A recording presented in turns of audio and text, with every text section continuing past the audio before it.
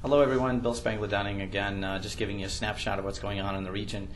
I had the privilege of attending worship at Vinton just a couple weeks ago, and I heard a wonderful image. They were a group of farmers actually who farmed before we had combines, and we had the old threshing machines.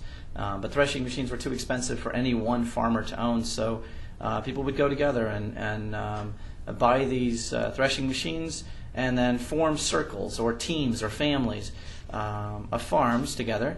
And not only would the threshing machine move around, but that each family would go with it. I mean, so everybody was doing it together for the benefit of all. And that's a wonderful image for the region and for the church. So I add that to the hopper for everything else that we've been talking about and who we are growing into.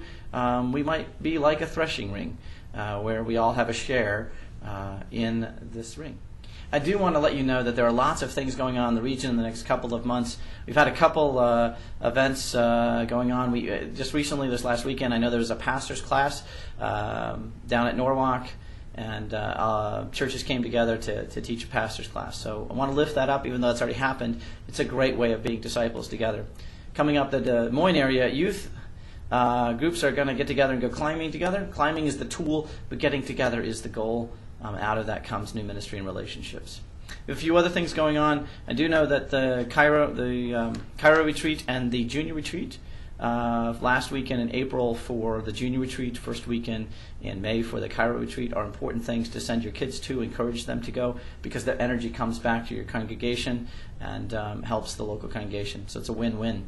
Send them, benefit them, as well as tap into their energy when they return from that. Coming up also is the a work weekend at the conference center, and of all years, they really, really need many of us to form groups and come help. There's lots of things to do. That is May 8th and 9th, Friday and Saturday. If you can come one or the other day or both, that would be great. Check all these things out on our website for more information. Ministry retreat is coming up the first weekend in May as well.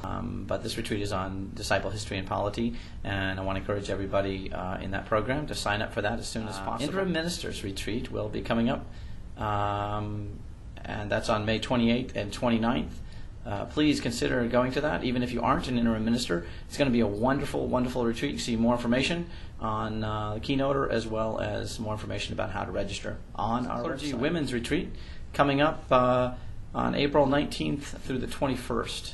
So you can get more information about that on the front page of the website as well. It's just good to get together. Again, it's good disciples. I do want to ask your prayers. Out of all the things going on, I do want to ask your prayers, because this is the last day for our secretaries, and I want to ask prayers for them as they continue on in their life. Roberta did get a job on Friday, and so we rejoiced with her, but Caroline is still searching, so I ask your prayers for that. I ask your prayers for the staff, as it's a little anxious moment, even though we are looking forward to moving into the future. It's always an anxious moment.